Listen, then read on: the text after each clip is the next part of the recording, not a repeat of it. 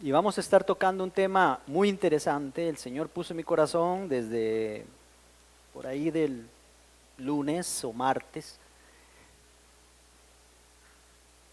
esto. Entonces, primero que nada o primero que todo, quiero decirles, no espero tener la última eh, palabra en cuanto a este tema. Es un tema muy interesante, es un tema muy interesante, pero también que es vital, creo que nosotros lo tomemos en cuenta, porque somos muy dados, hermanos, como seres humanos. El ser humano por naturaleza es como supersticioso, entonces por eso es que tan fácil adoramos cosas, ¿verdad? Eh, una imagen de yeso, una imagen de piedra, qué sé yo, muchas cosas, ¿verdad? De madera, o sea, cosas que usted dice, ¿cómo es posible? No tiene sentido eso, que alguien vaya a pensar o creer en que un animal le puede hacer un milagro o cosas así. Y supersticiones también, como que si usted tiene un problema ahí en las piernas, de circulación, que se pase un sapo y cosas de esas. Todo eso es superstición. No, y cristianos lo hacen. O que ponga unos limones debajo de la cama para que se vaya no sé qué, y cosas de esas, ¿verdad? O que, ¿verdad? Las cosas que vemos que nos enseñaron en la religión, ¿verdad? Que nos enseñaron a poner una palma bendita detrás de la puerta, por aquello de una tormenta y no sé qué. Cuando hay una tormenta usted le agarra la palma y entonces la quema. Y estas cosas, ¿verdad? Todo eso es superstición. Y así nada más basta con ver los hindúes y todos esos pueblos, ¿verdad? Tan supersticiosos que creen que con bañarse en un río, donde incluso es el río más sucio que el Virilla, y ahí se sumergen y creen que salen limpios y todas esas cosas, ¿verdad? Limpios incluso espiritualmente, ¿verdad? Entonces, hay cosas que nosotros todavía como cristianos venimos a Cristo y todavía tenemos esas tendencias.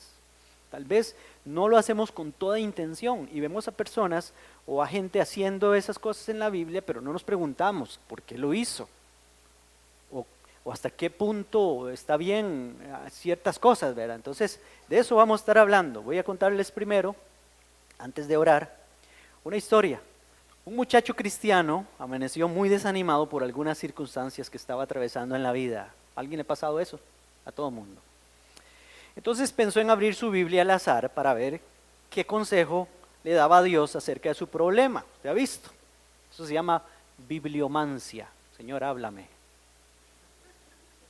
Bibliomancia. Eso hacen muchos cristianos. Y otros no lo hacen con la Biblia, pero llaman a la emisora.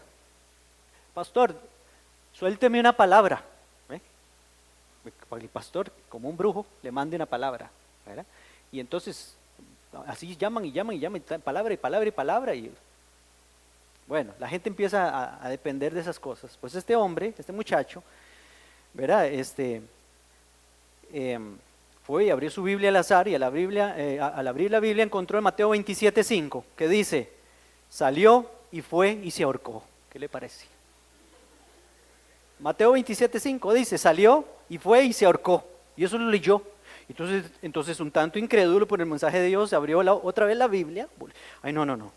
Y dice, pero ahora abrió en Lucas 10:37 donde dice, ve y haz tú lo mismo. ¿Qué le parece? Y entonces, sorprendido por el mensaje del Señor, quiso corroborar un último pasaje y abrió la Biblia al azar otra vez y le apareció Juan 13:27 donde dice, entonces Jesús le dijo, lo que vas a hacer, hazlo pronto. Y ya ustedes saben el final de la historia. Terminó ahorcado. Y eso es muy peligroso. Bueno, eso es una historia inventada, ¿verdad? Pero tengamos cuidado, ¿verdad? Porque también muchas personas están esperando, no, cristianos hacen eso con la Biblia, pero también he sabido, eso que les dije, en bibliomancia existe, búsquenlo en el diccionario. O sea, la gente lo hace con libros, no con la Biblia. Los cristianos somos más espirituales, lo hacemos con la Biblia. Pues con la Biblia, sí, pero vea lo que le pasó a este señor por estar preguntando, terminó ahorcado, ¿verdad? Bueno, oramos. Padre, en el nombre de Jesús, tu palabra es buena, Tu palabra, Señor, es una bendición para nosotros, pero queremos aprender más de cómo se usa tu palabra. Como dice el apóstol Pablo a Timoteo, como obrero que no tiene que avergonzarse, que usa bien la palabra de verdad. Señor, porque tu palabra no es ningún abracadabra, tu palabra tampoco es no queremos ser como un agorero, Señor, para usar tu palabra, tampoco, Señor, queremos creer en que tu palabra, Señor, es mágica o alguna cosa así. Es tu palabra, es buena, es fiel, salió de tu boca. Por eso en esta mañana queremos aprender algo nuevo acerca de tu palabra para crecer y para ser más parecidos a ti, según tu pensamiento y tu criterio y lo que tú quieres que nosotros hagamos, Señor. En el nombre de Jesús. Háblanos esta mañana, Señor, por tu palabra. Te lo pedimos en el nombre de Jesús. Amén. Ok. Segunda de Corintios, capítulo 5, versículo 7. Voy a estar leyéndoles ahí. Tal vez va a estar apareciendo ahí. El apóstol nos dice que no hay nada mejor que andar confiado siempre. Si quiere lo busca, búsquelo conmigo ahí. Búsquelo para que usted vea, porque es un versículo que dice dos cosas muy importantes. Segunda de Corintios, capítulo 5. Ya que tenemos tiempo, porque de esto se trata esto que vamos a compartir. ¿Andamos por fe o andamos por señales? Ese es el asunto. O andamos por señales, o sea por vista, o andamos por fe. La Biblia nos llama a que andemos por fe. Mire lo que dice capítulo 5, versículo 7. Porque por fe andamos, bueno, leamos desde el 6, dice, así que vivimos confiados siempre, desde el versículo 6. Y sabiendo que entre tanto que estamos en el cuerpo, estamos ausentes del Señor, porque por fe andamos, no por vista, pero estamos confiados, dijo 2 veces confiados, vivimos confiados, dice el apóstol. Parece que para el apóstol Pablo es más seguro o vive más confiado de una persona que anda por fe que una que tiene que ver las cosas para creer, o ver las cosas para actuar, o ver las cosas para caminar. Es lo que podemos decir, es mejor tener una fe, como dice aquí, no por vista, una fe ciega, ¿verdad? Una fe ciega en que el que nos está dirigiendo es uno que tiene los ojos muy abiertos y además conoce el futuro y nos puede guiar por donde nosotros mejor nos conviene y no esperar cosas para entonces nosotros caminar. Cuando la palabra de Dios nos habla de andar confiados, nos está hablando de fe, de fe. Por eso en el mismo texto dice eso, confiados, no por fe, no por vista, sino por fe. Lastimosamente esa no es la realidad de los cristianos hoy en día. Ya vieron también este señor que leímos la historia. Como pastor cada semana veo más gente andando por vista y no por fe. Estoy hablando de cristianos, tomando decisiones basadas en las circunstancias o en sus habilidades o incluso en sus posesiones económicas o en lo que tengan. Eso no agrada a Dios, pues Dios dijo, sin fe es imposible agradar a Dios. Hebreos 11:6, todo lo hemos oído. Con razón Jesús, hablando de la incredulidad de Tomás, ¿se acuerdan a Tomás? Dijo, bienaventurados los que no vieron y creyeron, le dijo a Tomás, porque viste, creíste, Tomás. Solo porque viste, fue que creíste. Bueno, bienaventurados los que creen aún sin ver. San Juan 20:29. Jesús habla de una generación adúltera que demanda señales. En Mateo 12, 38 al 39. Búsquenlo de una vez. Porque estos versículos son importantísimos, que usted los conozca, los medite, los mastique y los vea, los sepa. Capítulo 12 de Mateo, versículo 38. Mire lo que dice. Entonces respondieron algunos de los escribas y de los fariseos diciendo, Maestro, deseamos ver de ti una señal. ¿Se da cuenta? Deseamos ver de ti una señal. Él respondió y les dijo, la generación mala y adúltera demanda señal, pero señal no les será dada sino la señal del profeta Jonás. Y ahí les habla del profeta Jonás, como estuvo Jonás en el vientre del pez 3 días y 3 noches, así estará el Hijo del Hombre 3 noches en el centro de la tierra. Le estaba hablando de su muerte y de su resurrección. Una señal que los dejó, como decimos nosotros, bateados, quedaron, ¿cómo es eso? ¿Qué es que se va a meter en el vientre de un pez o qué? Como Jonás, no.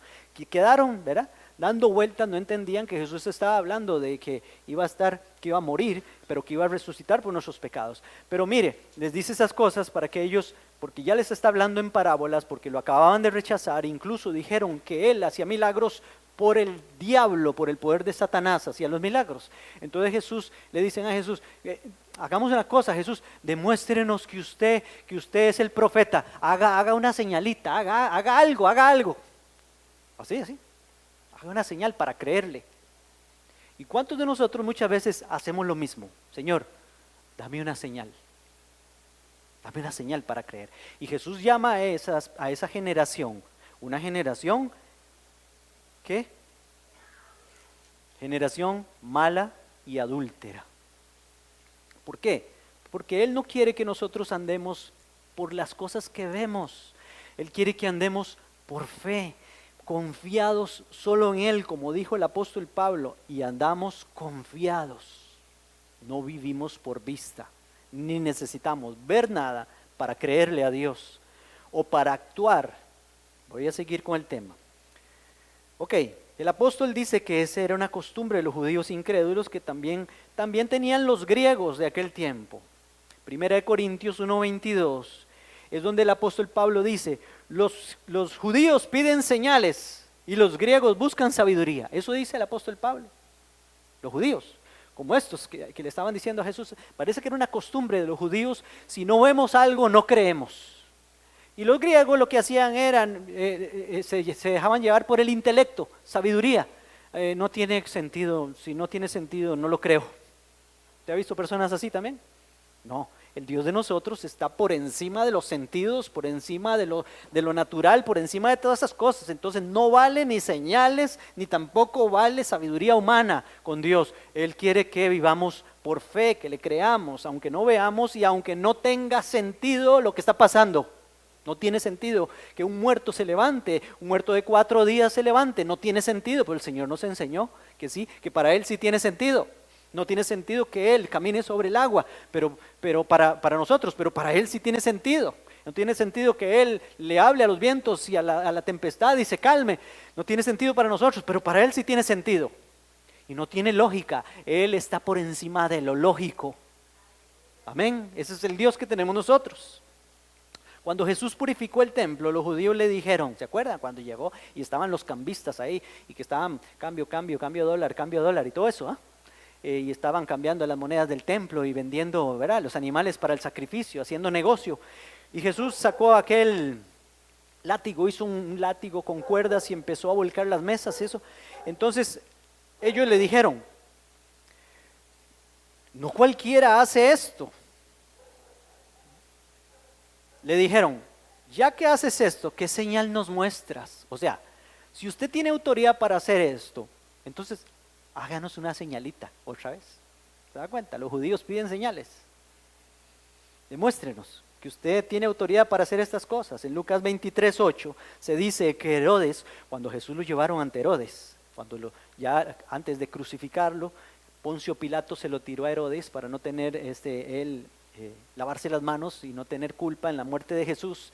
Y entonces cuando llegó a donde Herodes, dice Herodes, uy, qué salvada, hace días quería ver a me han contado muchas cosas suyas, hágame una señalita, le dijo Herodes, como si Jesús fuera,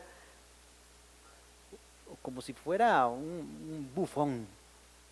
Haga algo para creerle, yo quiero ver, haga un milagrito, no sé, párese de cabeza o levite, a ver, así como los magos esos que salen eso en televisión, haga algo, ¿verdad? Le dijo este Herodes. Falta de respeto al Señor.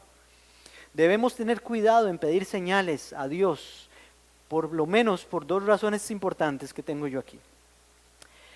En Lucas 11:16 dice el versículo, otros para tentarle le pedían señal. Oiga, eso es tentar a Dios. Entonces, esta es una de las razones que tenemos que tener cuidado cuando pedimos señales a Dios. Porque incluso Satanás tentó a Jesús para que tentara al Padre a corroborar que Él era hijo de Dios haciendo señales. Le dijo, si eres hijo de Dios, di que estas piedras se convierten en pan. Lo que quería es que Jesús usara de su poder o le pidiera al Padre convierte estas piedras para demostrarle a este, ¿verdad? Por eso Jesús le dijo, no tentarás al Señor tu Dios, porque señales, demostrar o que el Señor nos enseñe, dime Señor, ¿por dónde agarro? ¿Por aquí o por acá? Señor, ¿qué hago? ¿Que escojo este o escojo la otra? ¿Verdad? Dame una señal. Somos buenos para estar pidiendo señales para todo, porque de algún lado aprendimos que la Biblia nos enseña a pedir señales. Hay un pasaje en Jueces, capítulo 6, búsquelo conmigo, porque es el pasaje más conocido acerca de las señales. Pero los cristianos estamos como acostumbrados a que porque vimos a un hombre pidiendo señales, creemos que esa es la regla. No. En Jueces, en el capítulo 6, es el caso de Gedeón. Esa no es la regla, hermanos. Esa no es la regla. No vemos a nadie haciendo eso en la palabra de Dios. Solo a este Gedeón.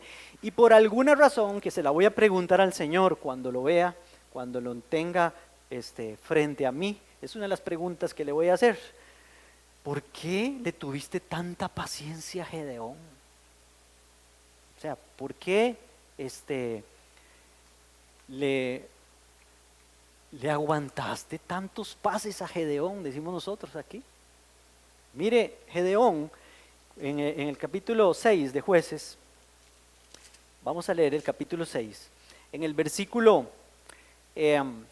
16, se le aparece Dios, se le aparece el ángel de Jehová a Gedeón, y en el versículo 16 dice, Jehová le dijo, ciertamente yo estaré contigo, y tú derrotarás a los madianitas como un solo hombre.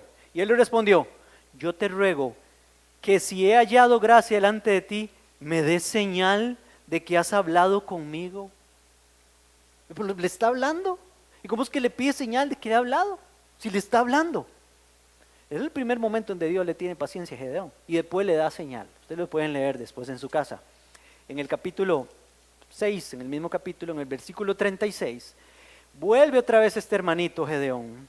Y mire lo que dice, vamos a leerlo completo y después lo comentamos. Versículo 36 dice, Gedeón dijo a Dios, si has de salvar a Israel por mi mano, como has dicho, he aquí que yo pondré un vellón de lana en la era. Si el rocío está sobre el vellón solamente y queda seca toda la otra tierra alrededor, ¿verdad? Entonces entenderé que salvarás a Israel por mi mano, como lo has dicho. Y así aconteció, pues cuando se levantó de mañana, exprimió el vellón para sacarle el rocío y llenó con él un tazón de agua. Pero Gedeón dijo a Dios, no se encienda tu ira contra mí si hablo de nuevo. Probaré ahora otra vez con el vellón.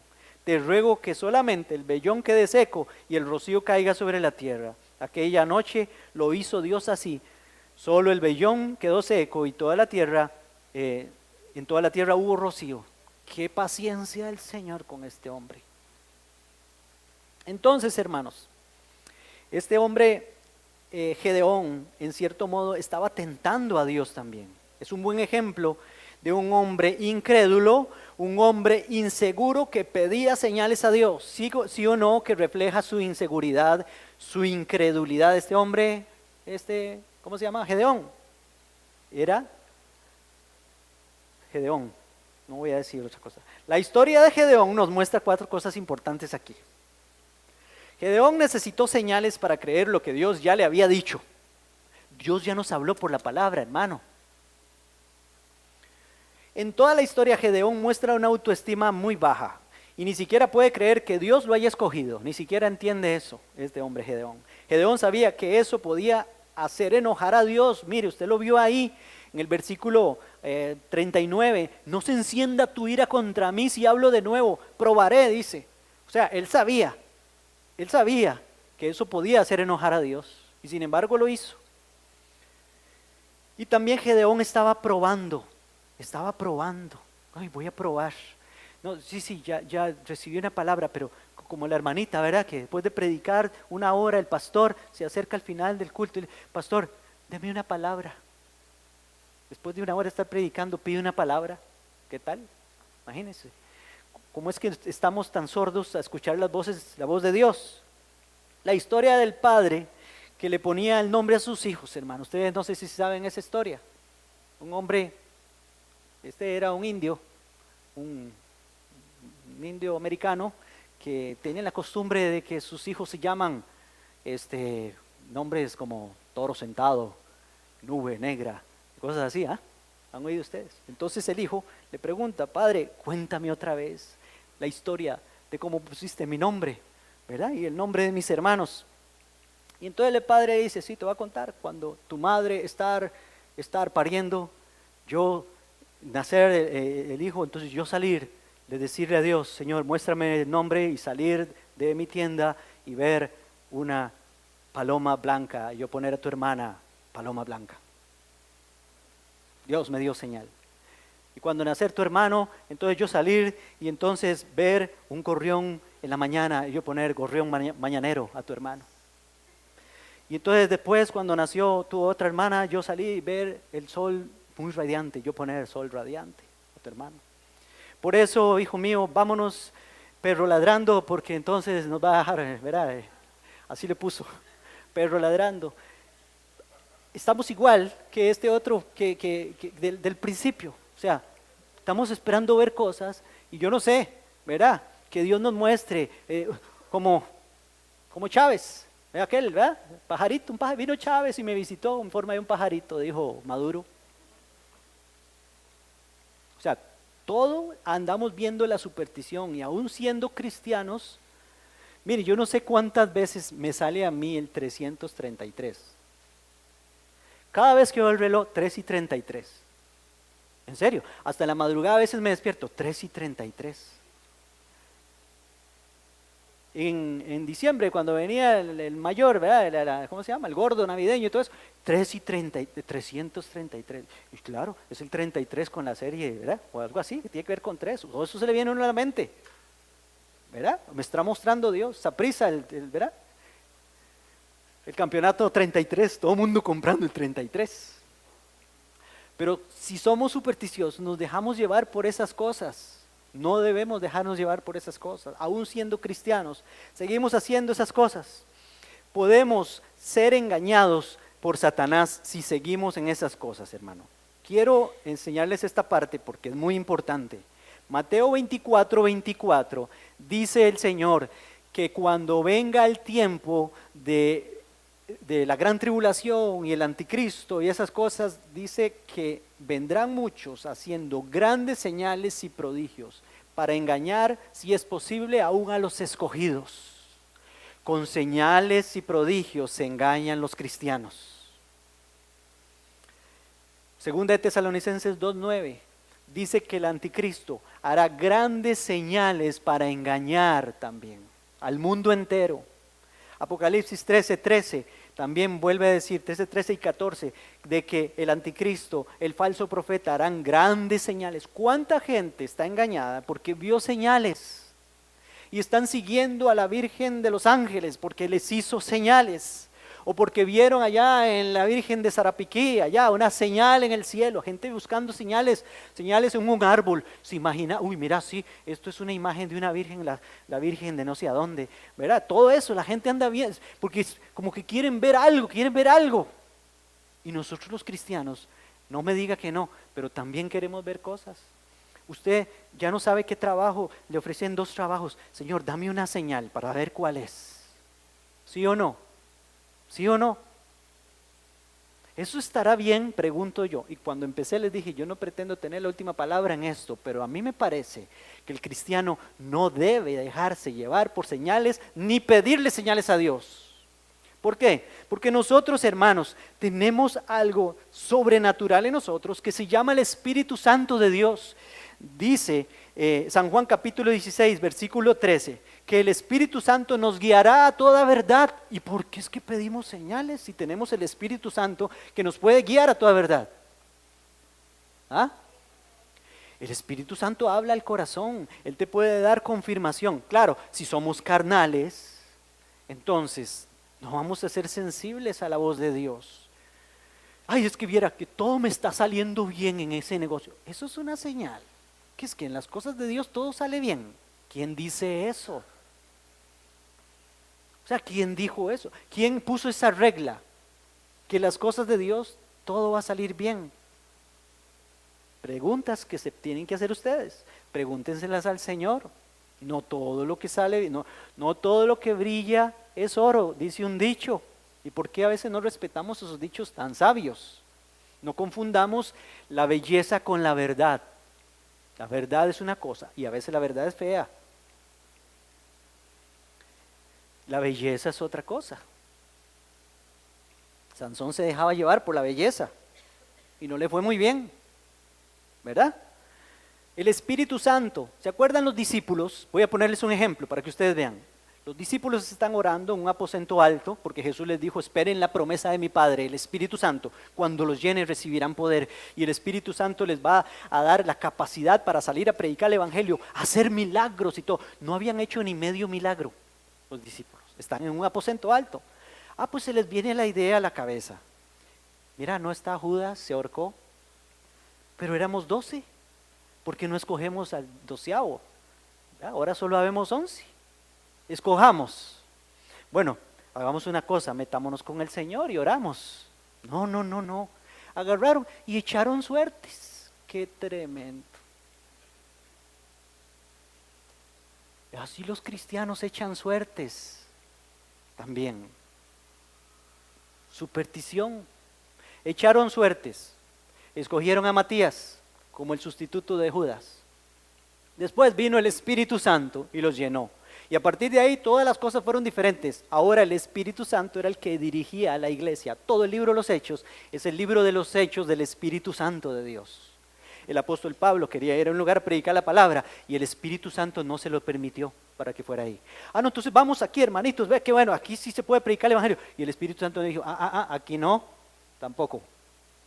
No echaron suertes. No, ya el Espíritu Santo estaba en la iglesia, los había llenado y los dirigía a saber qué hacer. Y entonces ya tuvo Pablo una visión de noche donde el Espíritu Santo le dijo: pasa a Macedonia y ayúdanos, un varón macedonio. Entonces dimos por cierto que el Espíritu Santo nos estaba llamando a Macedonia, dijo él. Cuando estaban orando por el primer viaje misionero, el Espíritu Santo dijo ahí en la reunión por medio de alguien o un profeta, dijo: apartarme a Bernabé y a Saulo para la obra que los he llamado. No hicieron una votación. ¿Quiénes se ofrecen para ir de misioneros? ¿Quiénes se ofrecen? Pasen adelante. Vamos a votar, hermanos. ¿Quién vota por Bernabé? ¿Quién vota por el apóstol Pablo? No. El Espíritu Santo es el que guía a la iglesia. Él habla, el Espíritu Santo habla. Y a veces uno aprende a golpes. Porque a veces el Espíritu Santo le dice a usted algo y usted hace otra cosa. ¿Por qué? Porque seguro la mayoría, hay un dicho que dice Vox Dei, Vox Populi, Vox Dei, o Vox Dei, Vox Populi. Eso es un dicho en latín, de la voz de Dios es la voz del pueblo, o la voz del pueblo es la voz de Dios. Por eso es que hay democracia y esas cosas. Pero en el reino de los cielos no es así. La mayoría no tiene la razón. Dios es el que tiene la razón en el reino de Dios. El Espíritu es el que dice, el que dirige. Hace un tiempo, hace unos años estábamos alquilando este lugar, aquí todavía no estaba cerrado y esas cosas. Y entonces salió la oportunidad de irnos para otro lugar. Y nos íbamos a ir por otro lugar, había que pagar mucha plata, pero así nos íbamos a mover por fe. Resulta que estoy yo afuera del local. Antes de hacer el negocio, estoy afuera del local, convencido de que Dios me dijo: no haga negocio. Porque ya habían pasado algunas cosas que ya, por medio de esas cosas, porque también tengo que hablar de esto que es muy importante. Por medio de esas cosas, Dios te puede decir, le puede confirmar a usted al corazón realmente, si sí o si no. Y entonces, hermano, no, es que usted sabe, el diablo no quiere que nosotros alquilemos esto, es que es el diablo que allá, todo es el diablo.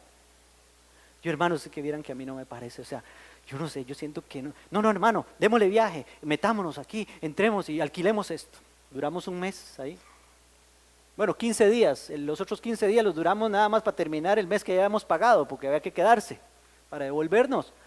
Pero Dios me habló muy claramente que no era. Sin embargo, uno mete cabeza. Desde ahí aprendí.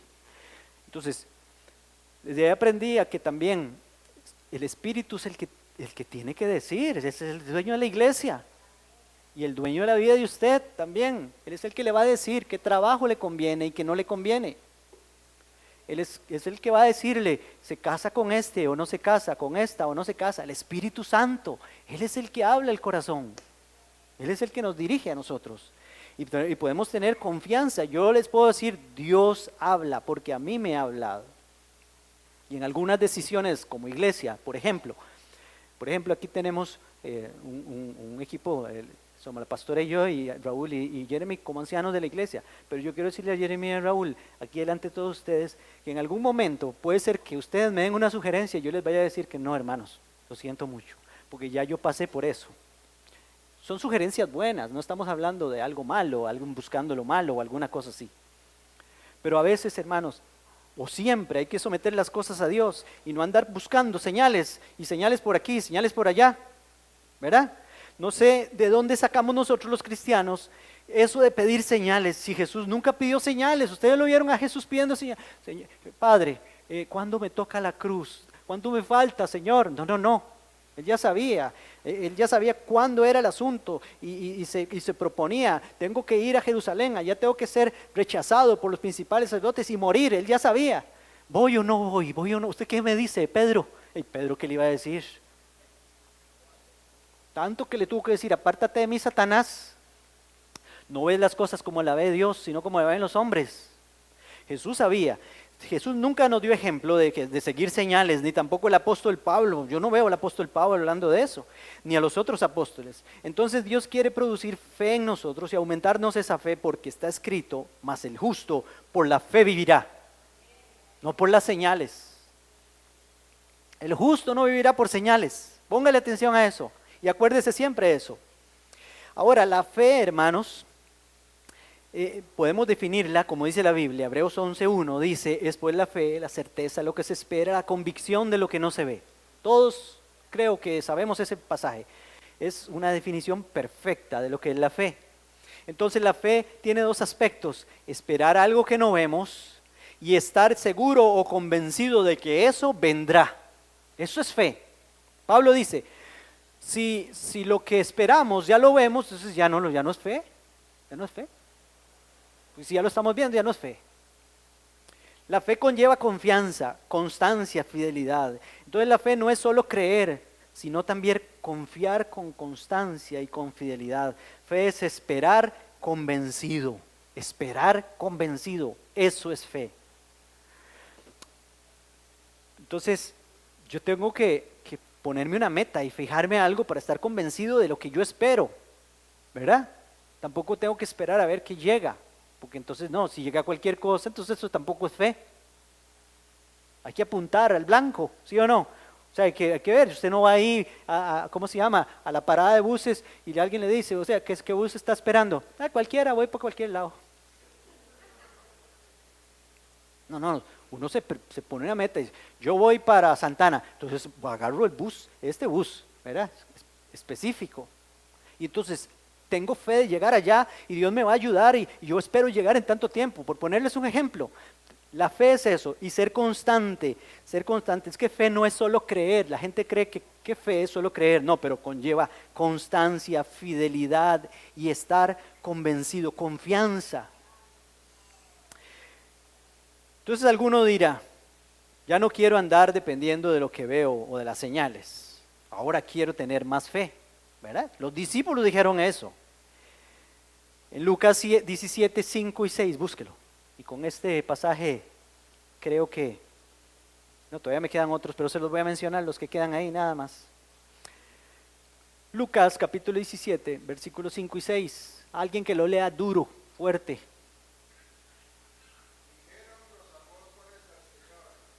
Ajá.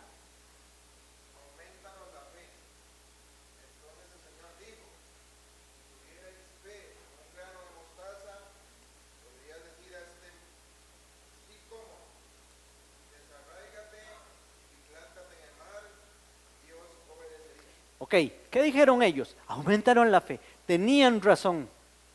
Todos necesitamos que la fe nos aumente, porque algunos tenemos una fe que es demasiado débil. La fe tiene que desarrollarse, crecer. Cuando Jesús habla de la fe como un grano de mostaza, es porque está hablando de una semilla, la más pequeña de todas, dice Jesús. En el capítulo 13 de Mateo, búsquelo ahí, busque Mateo capítulo 13, yo lo voy a buscar aquí.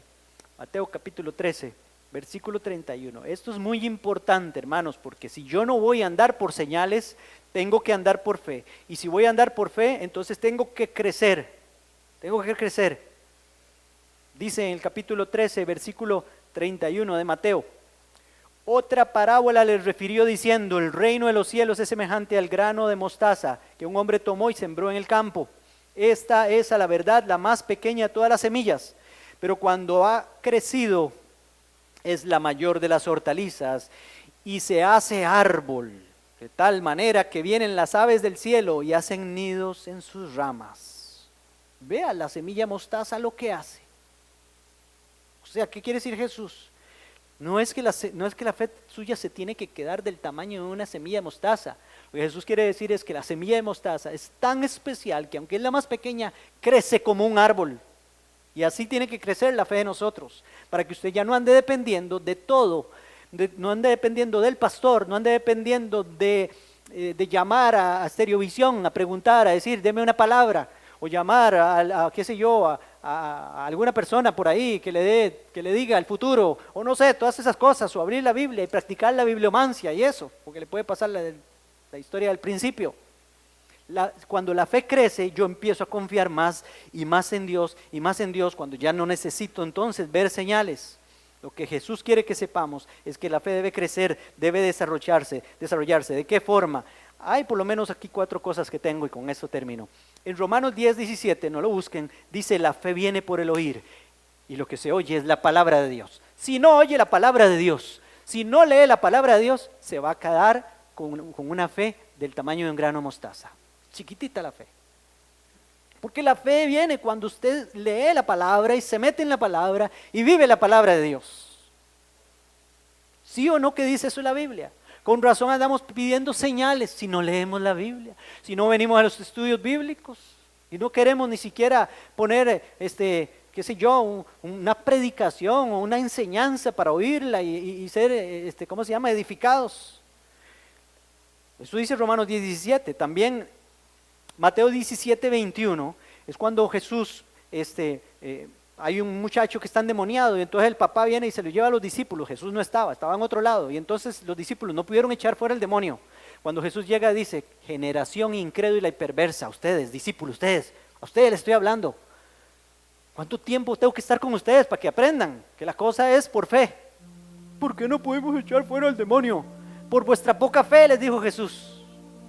Y les digo una cosa: ese género, esa generación incrédula y perversa no sale, ese género no sale si no es con ayuno y oración. Oren y ayunen y verán cómo van a tener más fe. Pero si no oro, si no ayuno, la fe como un grano de mostaza. También la fe viene o crece o se aquilata por medio de las pruebas, hermanos, de las pruebas. Pero no quiero pruebas. ¿O le echo toda la culpa al diablo de las pruebas? Primera de Pedro 1:7 dice que la fe, más preciosa que el oro, tiene que ser probada, tiene que ser sometida a prueba. Es otra de las cosas que aumenta nuestra fe. Ya vimos entonces la palabra, ayuno y oración, y también la prueba nos ayuda a crecer en la fe. Sí me someto a Dios. Y también al final, por medio de congregarnos. No puse el versículo. Está en Hebreos. Vamos a buscarlo y con ese terminamos. Hebreos en el capítulo 10. Hebreos capítulo 10,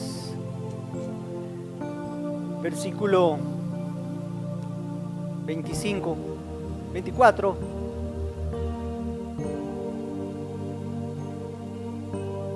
Si usted lee toda esta carta a los hebreos, se da cuenta de que estaban perdiendo la fe. Estaban perdiendo la fe los hebreos. Ya no estaban confiando en Jesucristo. Se estaban volviendo atrás. como eran hebreos, estaban volviendo a confiar en sacerdotes, volviendo a confiar en los rituales del templo, en los animales sacrificados, todas esas cosas, estaba pasándoles a ellos. Lean toda la carta, estudienla y se dan cuenta. Entonces el autor de la carta les dice, voy a leer desde el 10:23, mantengamos firme, sin fluctuar, la profesión de nuestra esperanza, porque fiel es el que prometió. Ve, ahí está, manténganse firmes, esperando, porque Dios es fiel. Manténganse con fe. ¿Cómo? Dice, considerándonos unos a otros para estimularnos al amor y a las buenas obras, no dejando de congregarnos como algunos tienen por costumbre, sino exhortándonos, eso es animándonos. Y tanto más que cuando veis que aquel día se acerca, está hablando de la venida de Cristo. Congregarse es tan importante. Usted crece en fe también cuando se congrega. Cuando otro hermano ora por usted, una hermana, hermanos, toda la iglesia lleva la carga con usted. Usted crece en fe, también usted pone en práctica su fe, dando una palabra, ayudando, enseñando. Eso es parte de lo que Dios, porque Dios diseñó la iglesia para que nosotros nos desarrollemos en fe cuando nos congregamos, cuando somos parte de un cuerpo, cuando pertenecemos a una familia. Pero si no, tenga por seguro de que vamos a andar tocando puertas o vamos a andar como un abejón de mayo pegando en las paredes en esta vida. Aunque Dios ha sido demasiado bueno con nosotros, como fue demasiado bueno con Gedeón. Fue demasiado bueno con Gedeón, pero no nos atengamos, hermano, porque en medio de todo eso el diablo puede saber que usted está esperando señales y le puede dar una señal inequívoca o equivocada, mejor dicho, y usted se va en todas. Y si el diablo hace eso, tenga por seguro que Dios se lo permitió también, para que usted aprenda. Es de rodillas, es en la presencia de Dios. Creo que para eso nos dejó el Espíritu Santo el Señor, porque si no, nos pareceríamos mucho a la generación incrédula y perversa que demanda señales. Amén. Póngase de pie.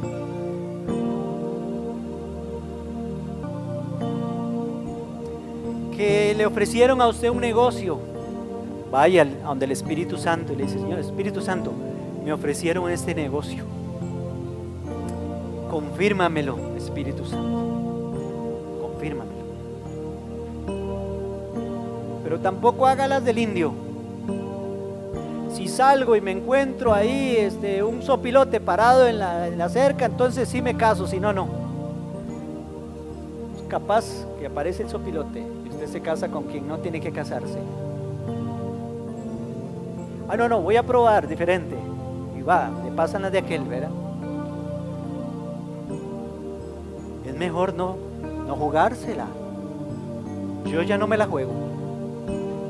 Yo no pido señales. Yo le pido al Espíritu Santo. Y el Espíritu Santo en algún momento le habla a uno. Tal vez no en el momento que usted quiere, pero el Espíritu Santo le habla. Entonces hay que esperarlo. Amén. Padre, gracias te damos, Señor, en el nombre de Jesús, por tu palabra. Quiero tener más cuidado, Señor. Quiero tener más cuidado. Creo que hay suficiente en tu palabra, consejos sabios en tu palabra para saber por dónde caminar y qué hacer y qué escoger. Hace 8 días tú nos hablabas algo muy relacionado. Nos decías: fíate de Jehová en todos tus caminos. No te apoyes en tu propia prudencia. No te apoyes en las señales, diría yo. No, fíate de Jehová. Él enderezará tu camino. Si andas por donde Dios dice que vayamos, obediencia al Señor, Él va a dirigirnos por donde quiera. Gracias por esa palabra, Señor, de este día. Gracias, Padre, porque también nos has dado inteligencia, sabiduría para saber escoger, y tú nos confirmarás en el corazón qué es lo mejor, Señor. ¿Qué es lo mejor? Gracias, Espíritu Santo. No queremos rechazarte, Espíritu de Dios. No queremos hacerte a un lado. No queremos dejarnos llevar por señales. No queremos ser supersticiosos, Señor. No queremos andar buscando lo que no se nos, ni siquiera tenemos que andar buscando, porque podemos ser engañados por el diablo, Señor. Y no queremos eso, Señor. No queremos eso. Queremos vivir una vida en el Espíritu, seguros de lo que vamos a hacer, seguros porque tú lo confirmaste, tú nos lo hablaste al corazón, tú, Señor Dios, nos diste la respuesta a lo que te pedimos, Señor. En el nombre de Jesús. Gracias por eso. Hay suficiente, Señor, palabra y también recursos espirituales como tú, Espíritu Santo, en nosotros. En el nombre de Jesús. Queremos andar por fe y no por vista. No queremos dejarnos guiar por lo mejor, por lo más bello, sino por lo mejor, por lo correcto, lo que es verdadero, lo que es bueno. El mejor trabajo no es en el que vaya a ganar más. El mejor trabajo es en el que tú me pongas a trabajar, Señor, porque ahí tú quieres que yo esté, porque ahí tienes planes tú, porque yo estoy en esta tierra no por causa mía, sino por causa tuya, Señor. Estamos aquí porque tú nos ocupas que estemos aquí, nos pones en lugares estratégicos porque tú quieres que estemos ahí. Aunque nos ofrezcan más, vamos a estar donde tú, Señor, quieres que estemos, porque ahí nos vas a bendecir y ahí vamos a bendecir a otros también, Señor. En el nombre de Jesús. Gracias. Gracias por tu palabra. Tu palabra está llena, Señor Dios, de sabiduría. Tu palabra está llena, Señor, de cosas que a veces no consideramos y queremos considerarlas esta mañana, Señor. En el nombre de Jesús.